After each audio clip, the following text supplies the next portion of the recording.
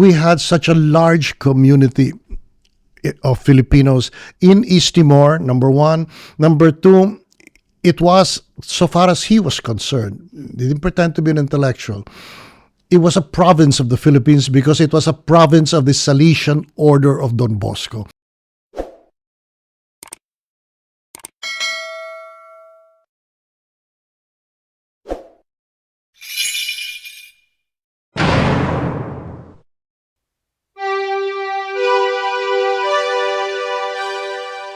Bom dia, Reino Unido. Boa noite, Timor-Leste. Hoje, itak solok teves. Simo e tenho convidado especial ida. E tenho amigo bot. Embaixador Teodoro Locsin Jr, embaixador e tenho país amigo, República das Filipinas e Reino Unido. Hakat mai to tenho embaixada para tu conversa e tu faz experiência ba malo. E contamos história, ligação entre Itania e Rua. Também itak solok teves e for boas-vindas ba Itania amigo Itania colega embaixador Teodoro. Dear friends and fellows, welcome to the special series conversations involving personalities coming from different backgrounds and institutions based here in the United Kingdom. The purpose of this series is to unleash the thought-provoking ideas that I believe would be a tremendous value to us. And I'd like to thank you for your supports and welcome this special series. Today, we are honored to have His Excellency Mr. Teodoro Locsin Jr, Ambassador of the Republic of the Philippines to the United Kingdom of Great Britain and Northern Islands. Ambassador Teodoro was in fact the first colleague of the same profession whom I met for the first time precisely at the Buckingham Palace, the day where we both presented our credential to His Majesty King Charles III on the 16th of May 2023. And therefore it is such a great pleasure to have him as our first ambassadorial guest on our program, The Citizens Connections. Ambassador, once again, welcome to our humble embassy and to the program. Thank you very much. I'm deeply honored by your invitation, and to our viewers, I'd like to say good morning and good evening. Great. Ambassador, yesterday we had a rather productive meeting with the Minister, Catherine West. I think, we as individuals, we enjoy healthy and strong bilateral relations with this such a wonderful country. But as a group, I think we are stronger in making our position clear, particularly with this new Labour government. What was your impressions? I've grown to this impression over the years. I'm quite an old man, and I've lived through the Cold War mostly, and well, you are in a very good shape. And so when I was growing up, the world was really bipolar. It was the Soviet Union and the United States, and of course we gravitated towards the United States. Although I will say this for the Philippines, you look back to all our presidents, they were each in his own way steering an independent course without provoking animosity from, the greatest power on earth. No? There's also the power that in many respects represented a protection against forces of anarchy. So at that time, so we believed, and then probably true. And of course, one of the most important events in our history, which wiped out everything. As you know, we declared independence in 1898, just as we were about to beat the Spanish Empire in the field of battle. And then the Americans accidentally, in a parallel event, attacked the Spanish fleet in Manila Bay and sank it. It seemed like a big deal because it was called the Spanish fleet, but it was an old fleet. And the great days of Spain were over. But at any rate, it was sunk, destroyed. And then we had already declared independence, and the Americans decided to annex the Philippines. And so a rather cruel war followed, where many Filipinos, especially in the north, where independence had been declared, suffered a great deal. There were massacres, to put it bluntly, severe punitive raids by the U.S. cavalry, and yet when you think about that now, I only know about that because of books written by Americans. All of us grew up saying, what's the United States? United States is a land that liberated the Philippines from Japanese occupation, which was a very cruel event. And so that to us was all that mattered. I remember as a schoolboy, I stood on what was known then as Dewey Boulevard, named after Admiral Dewey, who sank the British fleet in Manila Bay, and the American embassy is in fact in Manila Bay. And when MacArthur returned, after he had liberated the country, maybe 5 years later, and he had been, sidelined in the United States because he was a little too strong a personality for during the Korean War with regard to President Truman. He was just thrown out. But when he came to the Philippines, he felt like the hero he was to the Filipino people. And you could see in his face, the man who had been rejected by his president had found his home again. So he went down the boulevard, and I remember, wow, it was the longest crowd I'd ever seen. And we were not that many at that time. It was just after the war, so many of us had been killed. And that was it. He was our God. And that was really what impressed us. And suddenly, out of the blue, and it affected history, to show you the power of books. An American writer, Leon Wolfe, who wrote famously about World War I in Flanders, in Europe, and he called it In Flanders Fields. Then he comes up with a book on war, totally on the other side of the world, and he called it Little Brown Brother. Little Brown Brother is what you call the Filipino in the American occupation. We didn't actually resent it. Of course, it hurts, in retrospect, but they were the masters and we were not. But they taught us democracy, they taught us modern education. And the Spaniards tried to do that, but even they were suffering from backward education because of their history. So all of that, for some reason, the Americans decided to invest in the development of their colony. Within 20 years, I guess you would say the revolutionaries had been destroyed.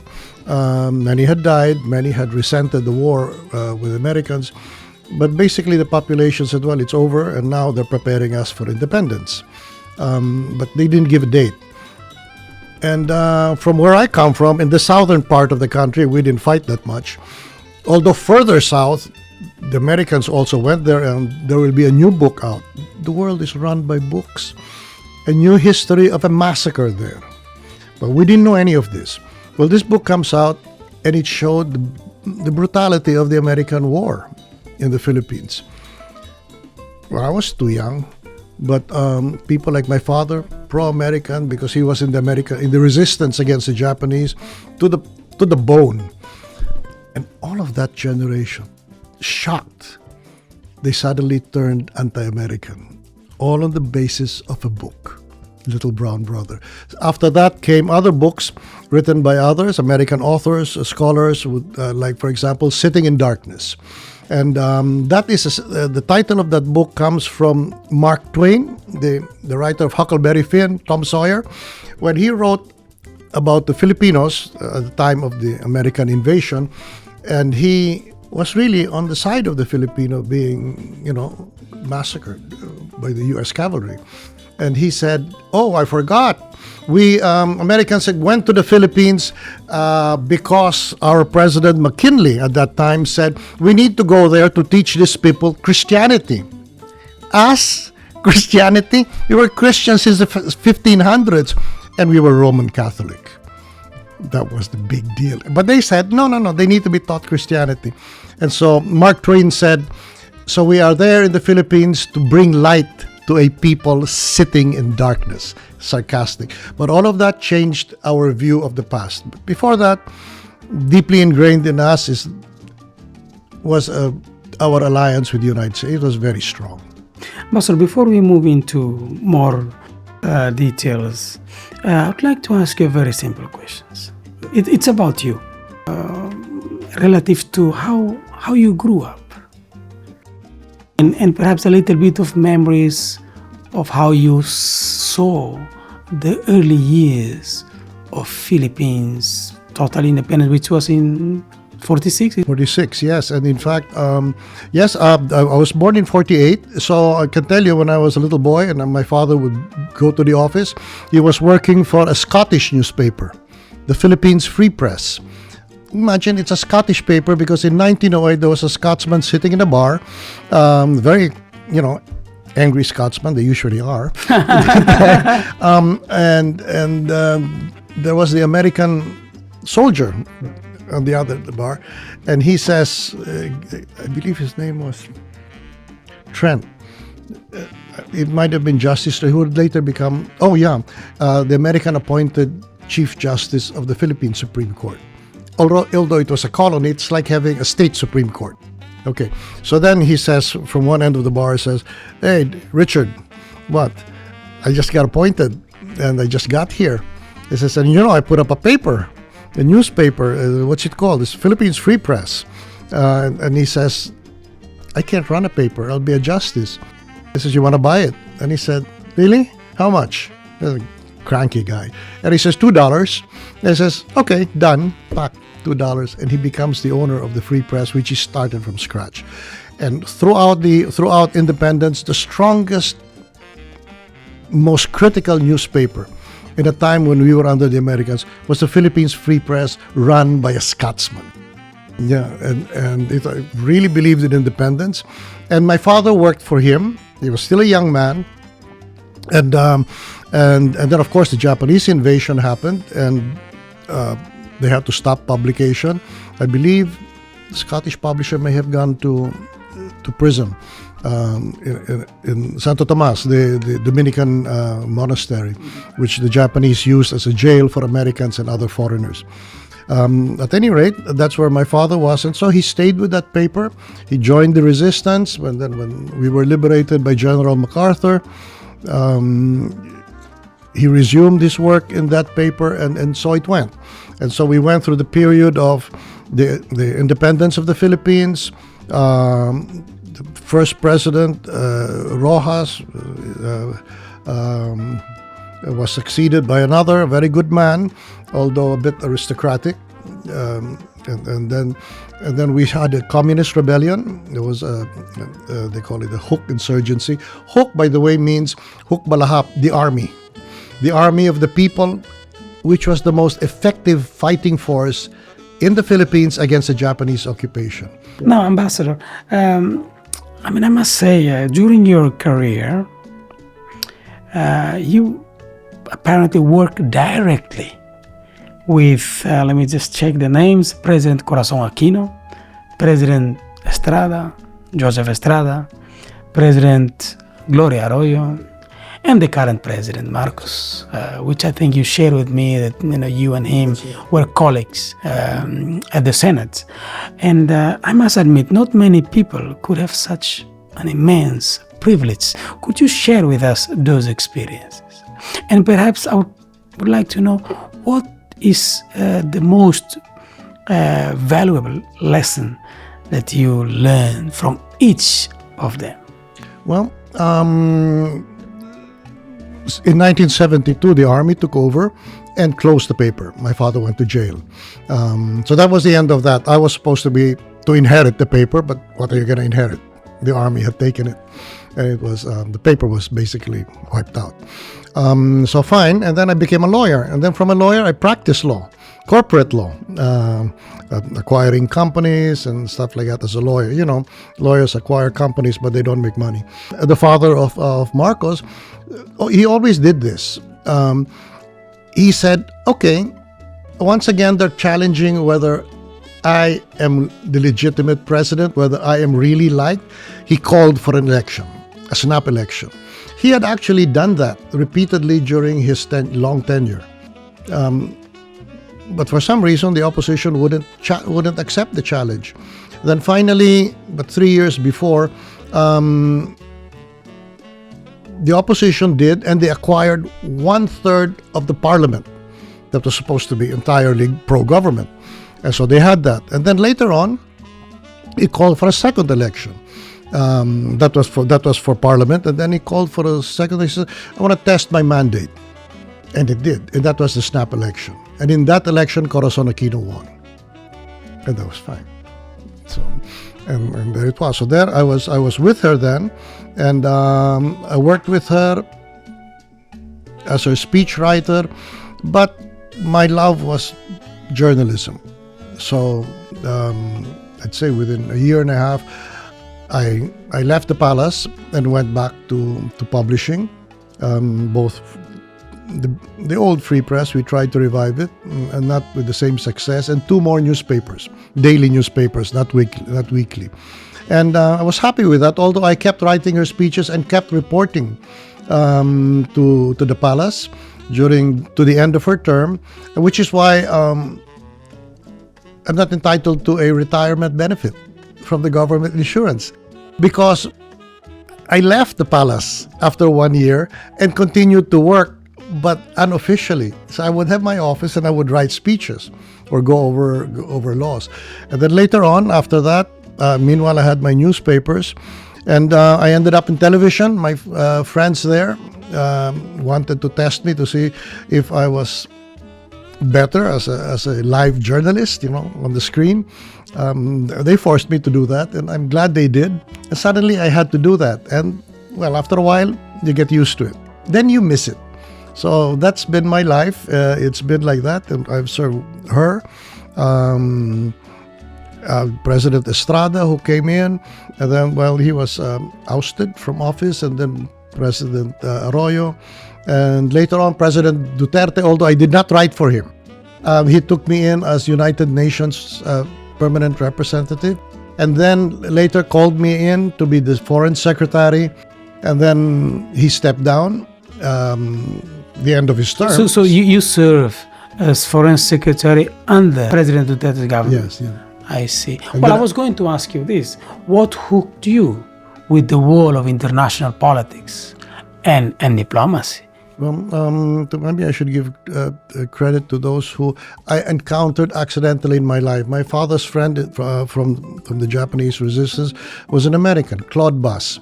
He was call him the deputy governor of the Philippine Commonwealth. Okay, on the eve of it was going to be scheduled for independence. He was charged when MacArthur left, when the Japanese invaded, and the head of the American government also fled. He was left behind to surrender the capital city of Manila, which he did. But first, he declared the entire central bank gold and silver reserves, brought it to the middle of the bay, detonated it, and sunk it so the Japanese couldn't have it. Then he declared that all government warehouses of the United States are open for looting by the public before the Japanese army comes. Then he went to jail in Tokyo. At the end of the war, he came back, and he was the foremost scholar on Southeast Asia well before anybody, and he saw it all coming. He wrote The Arc of Crisis, and some of the books he wrote, my father helped edit it. He lived with us, actually.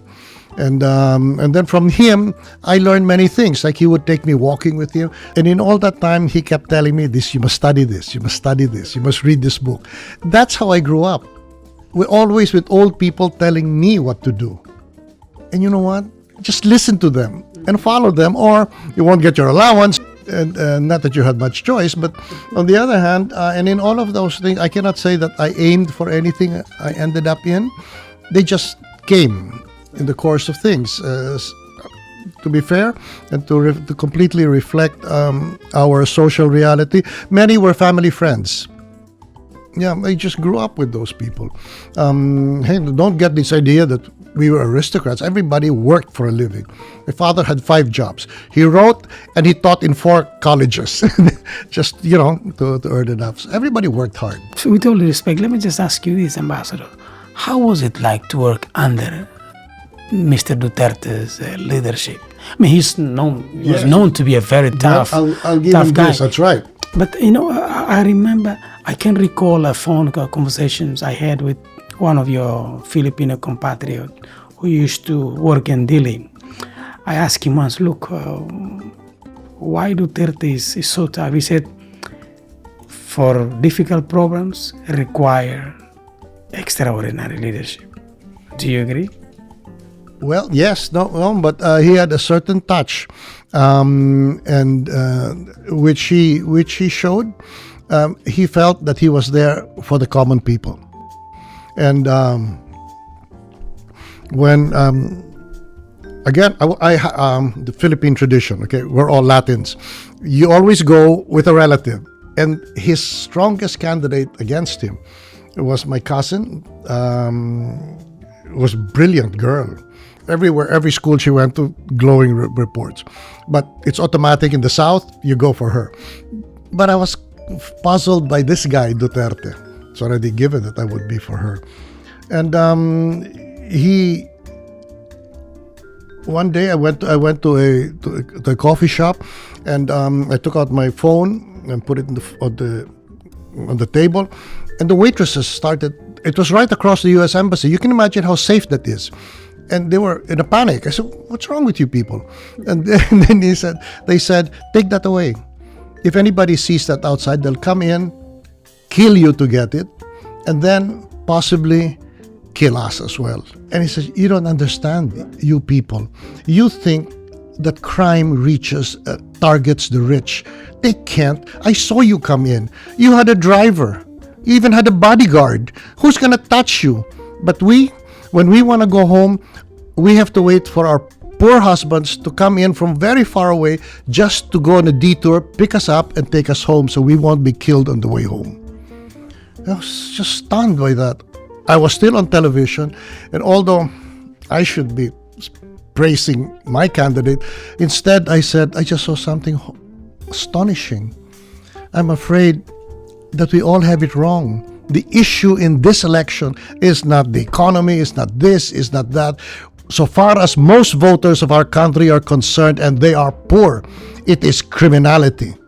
And I said, and you know what? They're not criminals. So are not it was about safety and security. Yeah, and they're not after us. I told people like us watching, they're not after us. They're after them because they're the easiest victims. And then I made a mistake, and I said, there is a Roman saying. Julius Caesar said, "Ot Caesar, ot nihil." It's either Caesar or nothing. In this election, it is Duterte or nobody. Wow, all my family friends turned away from me because, it's the old ruling class. So President Duterte came just at the right time. At the right time, and that was it. And he remains popular to this day because they can't remember someone who cared. In your personal opinion, did he manage to fix the require? Well, there was a tremendous drug problem, and he took rough measures to contain it. For anything else, he just listened to the public pulse.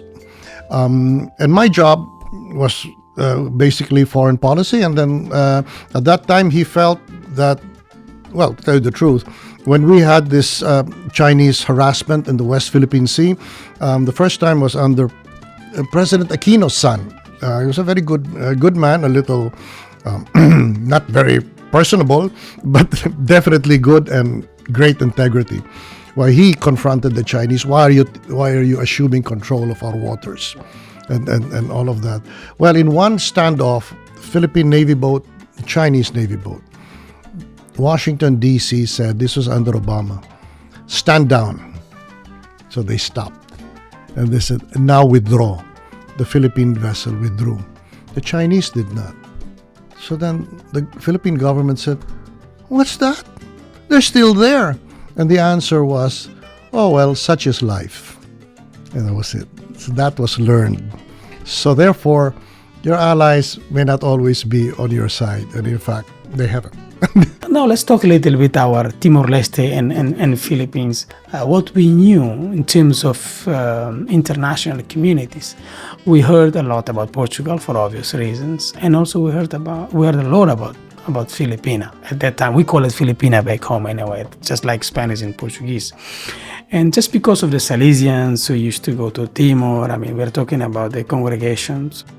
And also there were so many nuns and priests went to study in the Philippines. So the word Filipina at that time was very well known and familiar to us. So it was a country that we knew back then, and also because of the predominantly Christian, Catholic and all that. And also lately in 1999, the Philippines was actively involved in the United Nations peacekeeping forces in East Timor then. And during our move towards independence, the Philippines, together with the international community, recognized our sovereignty, and the Philippines straight away began to establish our diplomatic relationship, and by establishing the embassy there, and also we established our embassy in Manila. So I would like to know just a little bit about your first engagement with the issue of East Timor. One of the books I read in 1991 was Timothy Mo's The Redundancy of Courage. And he was writing about this island somewhere to the south of the Philippines, between Indonesia and the Philippines, an area there.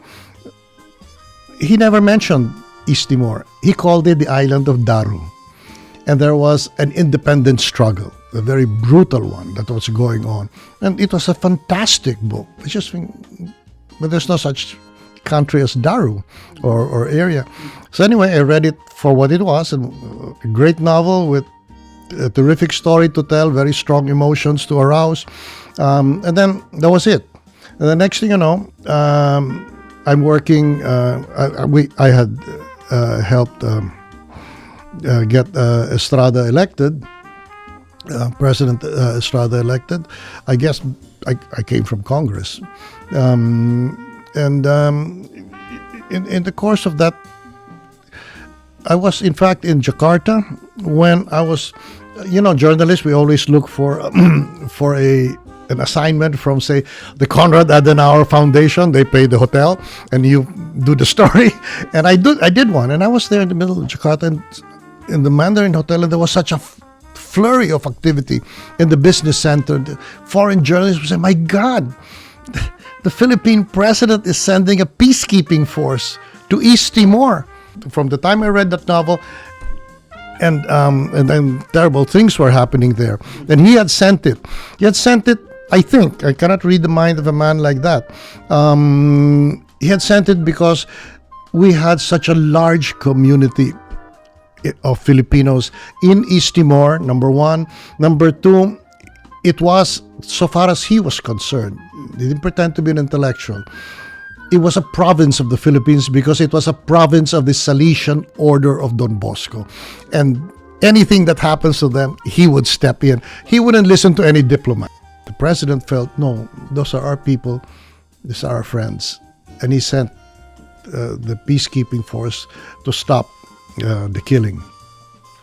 And then I was a little surprised to learn when I was in the United Nations many years later. And when East Timor got its act together and started to move, its principal proponent was Indonesia. As the foreign minister Retno, one after the other. So I didn't know what to say. And I said, should I be embarrassed that, because of our role? But no, they just kept going on. And even, I can tell you this, even when it came on the issue of ASEAN, we have a growing sense that we are not like others, that our interests are not shared with any others but ourselves because of our geography. And that there's no such thing, at least I don't believe, as a like-minded, come on. Democracies sponsor dictatorships when they feel like it, anytime they want. So what's that about like-minded? But there is something that is not like-minded. That's geographical proximity. We need to watch each other's back.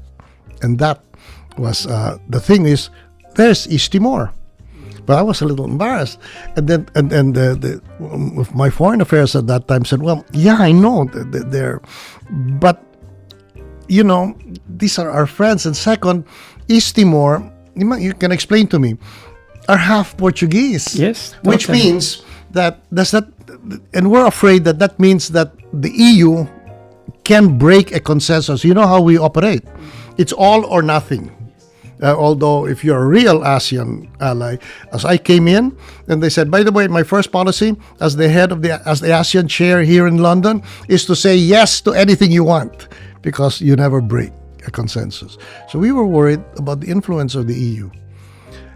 But there was, and I brought this up with Indonesia, by the way, how do you feel about that? He just looked at me and says, it's not a factor. He just went on. So there it is. Look, I mean, I have to be very, very proud of our country.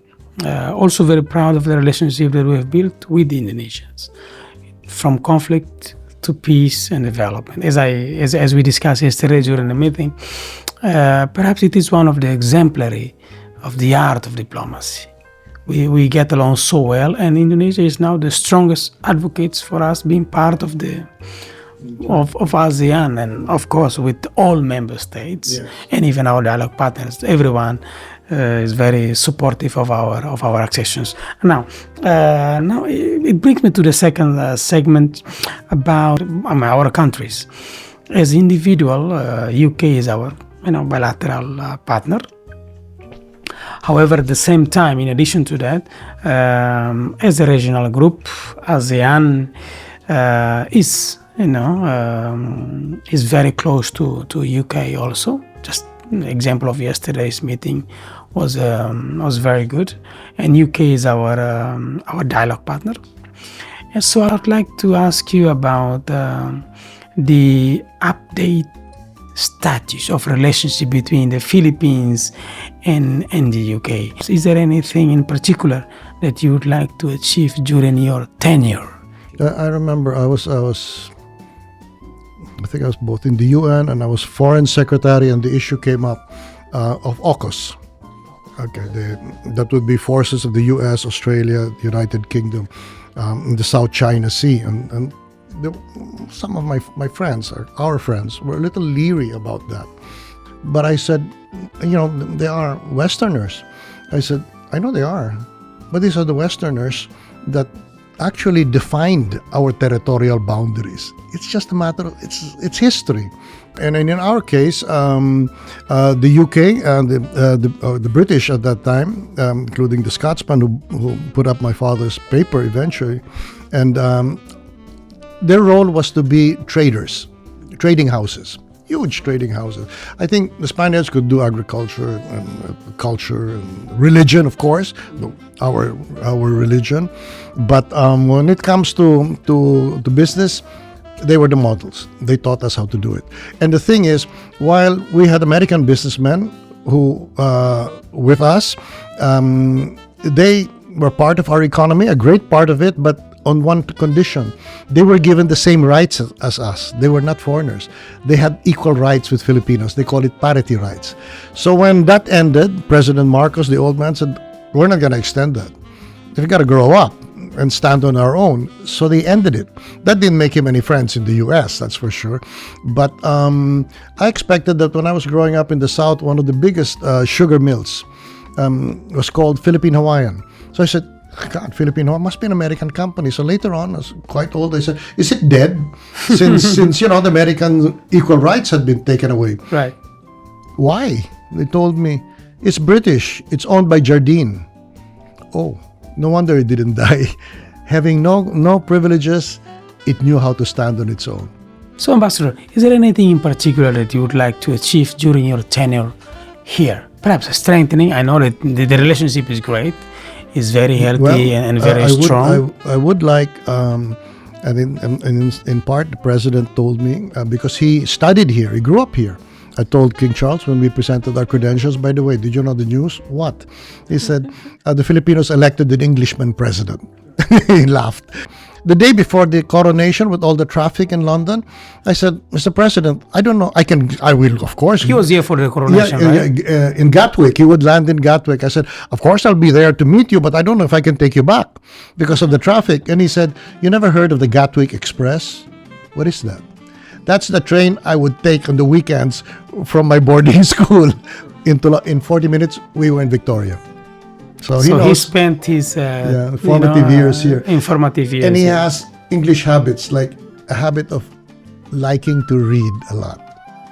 Timor-Leste, our country, East Timor, is on the right track in the implementations of the roadmap to joining ASEAN, which all indicate that possibly the accession may occur in the next year during the chairmanship of Malaysia. And I would like to ask you this. The Philippines was one of the founding members of the ASEAN. Very simple questions. Has ASEAN been beneficial to the Philippines so far? I remember that was one president I was serving, and I wrote his his address to Congress, and mentioned the American alliance, and the foreign secretary, a very brilliant man, Siason, he was foreign secretary, very strict too. He said, "What is this? This is a speech?" I said, "You don't even mention ASEAN." And he says, "But who has more money, the United States or ASEAN?" And I said, "United States, I guess." "Okay, he's right. You're wrong," he told the foreign minister. "But you know what? I was wrong. Because there was something else there, but I did not see until my time." Well, 700 million people. Yeah. No, it wasn't so much that. It's a huge market. As we're coming actually to very risky times. And in those times, the way we have to preserve, suddenly the geographical proximity is our safety. If we have each other's back. Because the next war, if it is large, is gonna, and if it is between China and the United States, say, guess where the battlefield is? It won't be in the United States or in China or in the Chinese coastline, because it would be all-out war. If you touch the battlefield will be Southeast Asia. So we have to stick together. Together we are stronger, right? If not stronger, safer. Well, safer and stronger is better. And Ambassador, now a little bit of geopolitics. Just one question on geopolitics. I'd like to seek your opinions and perhaps guidance also. You know that the relations between Russia and China, they met, I think, some time ago, if not recently. It indicated that there is a very special, some kind of friendship and partnership between the two great, big nations, powers, so to say. Do you foresee the relationship between Russia and China as one of subordinations or as one of equal footing? I would like to perhaps ask you about the impact that this relationship could bring into our region. The way I see it, China doesn't really need Russia, but certainly doesn't need Russia as an enemy, because the longest border between two military powers is Russia and China, and they have had 2 or 3 wars, big wars, in the Uzuri River. So when they fight, they really fight. I do see that if China feels it is being surrounded by pro-Western countries, both in the West and in Asia, then it needs a fallback. And the last thing it needs is not only Russia as a fallback, but better yet, Russia as not stabbing it in the back. What if Russia joined the West and made peace? Suddenly, China would be surrounded. She would be vulnerable for major attack in her most vulnerable part, her back. So no, I don't see that. And second, the Chinese, I think the Chinese have no history at all of colonization. They had Zheng He, the great admiral of the Ming dynasty. My family came from the Ming dynasty to the Philippines. And saw our genealogies, family records show. But anyway, he went around the world. He had the biggest fleet, huge boats, etc. He came back with a giraffe, and because he didn't see anything out there worth taking home except a long-necked creature, and also a Bruneian prince who felt he wanted to see the world. So that's what he took back. Having taken them back, the emperor, the Ming dynasty, destroyed the Chinese fleet. we don't need anything from the world. We're much more advanced. That was their belief, and it stayed that way. Now, their 9-dash line was drawn by Chiang Kai-shek. That's the enemy of Chinese communism, the mortal enemy. I don't know why they've even invoked that. I would be embarrassed to do that because that's my enemy who did that. And in fact, they never asserted it in my long years covering the Cold War until recently. But I think what they really want is to have what the United States has or used to have in South America, a sphere of influence or a Monroe Doctrine. I suppose in Latin America, the Latins can go fight each other, Chileans, Peruvians, etc. That's fine. But the United States will never allow the British Empire to come in because that would violate the Monroe Doctrine. No outsiders. We can fight among ourselves, but none from you. So now, regardless of what's going to happen politically in the US, do you see the prospect of things changing with respect to the conflict in the world right now? I do see Kamala Harris as perhaps not entirely a copy of Biden. And Biden, by the way, I did not like how he was shoved aside. I just heard him welcoming the American hostages from Russia. My God, there's nothing wrong with that man. He's a man, and he said the right things. He said foreign policy, exchanging of hostages. Everyone was thinking about geopolitics. He said, no, families have to get together. That's a decent man who recognizes it. So I don't see that. So it's I don't really see any threat except pride. Let's talk a little bit about our dear compatriots. I think we all agree that our citizens in diaspora are important to our countries in many ways. In terms of remittance, global economy participations, agent of change in our societies. They work, gain skills, return home, build businesses and grow the businesses and employ others. So they really make changes in our society. Filipino workers based overseas form a vital part of the economy. Of your economy, your country's working class, representing, I just see the data here, representing 10% of the total populations of the Philippines. They supply over 30 billion USD in remittance. They supply, I think, 10% of GDP. Right. The salaries. The 10% was the 10% of the total populations of the Philippines. Well, they are. So they. I suppose you could say that, but so we're talking about 10 to 11 million people. We are 110 million people. Right. So we are talking about 10 to 11 million outside Filipinos living abroad, That's which is a quite big number. And also, and you're right. Over 9% of the Philippines GDP they contributed to remittance. I would like to ask, how many are there in United Kingdom, and what does the embassy do to assist them? Okay.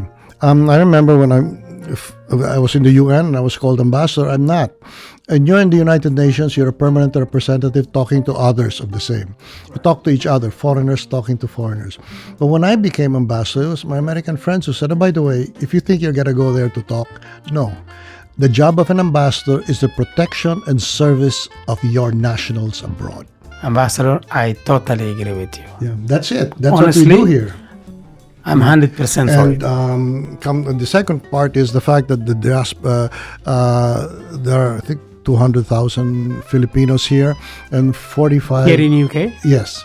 And 45,000 are nurses and caregivers. So they have that. And when I remember during the pandemic, when we were in a cabinet meeting, and there were some people across the table from me. The president was across, and there was another guy there, and he was saying, "No, we have to stop them from leaving." I said, "Why?" He said, "Because what if I get sick? I need a nurse." I said, "What if you get sick?" I hope you drop dead. The president said, "My God, what a thing to say at the cabinet meeting!" And Philippines produces top-class nurses. Yes, yeah, but they could also stand a little help, and the British have come across. What is a nurse? This is very detailed. What is a nurse? Is someone who knows how to use the machinery of health, right? How do you do that if you don't have the most advanced? as they would have here in the UK and in the United States. The UK has been sending advanced medical equipment to the Philippines so that they can train with it in its use. So I said no. Second, in our constitution, we adopted something from British political philosophy. John Locke said there are fundamental rights this, fundamental rights that, but the biggest right of all, he said the most important, is the right to vote with your feet. And if your country doesn't treat you well, you just walk away from it. And second, we added that you can leave anytime you want. No one can restrain you. So I said, I'll bring you to court if you try to detain them, even if I am a member of the cabinet. And second, freedom to return. You can never, he may be your political enemy, he can be this, that, and the other, but it's in the Constitution, and he will come back. Now, Ambassador, last but not least, we are heading toward the end of our great conversations. I hope our two audience enjoy as much as we do. Now, I would like to request you to convey a short message of friendship to both our Timorese and Filipinos communities here in this great nation. I would like to greet Ramos Horta, a very famous, and I had the privilege to meet him when he came over. Personality, part of the independence of East Timor, and a vital role, and also Gusmao, Sanana Gusmao. These were heroes when I was growing up. I was a young journalist. I didn't quite understand what was happening out there, but I did know one thing. Two brave men stood up. So that was a great privilege to see him. I hope I get to meet Gusmao one day. That would be a great privilege. I'd like to greet both the people of East Timor and my own countrymen here in the UK. We know how important you are, both to your countries, and more important, borrowing the words of President Biden, to keeping your families together at home and abroad. But at home, it's because you can earn here, but apparently you cannot earn back home. And to me, that's the highest duty of a man and a woman, just take care of them. And I thank the UK for giving them that opportunity. Thank you. Thank you, Mr. Ambassador, for your time. That was a fascinating discussion with Mr. Teodoro Locsin Jr., the Ambassador of the Republic of Philippines here in United Kingdom. Hoidane, rohan baidane, fin baidane. Disculpa, yo conversa barak liu domina ho inglês. Kari kami niya conversa maka ladung fura, ka ladung dia, kili fombalo maka temi ladung munu. Ba mawali na feton sirena larang, ho harai kang ami husu. Disculpa. Ite amoris, la sesu sala, vive retele e vive Filipina. Obrigado.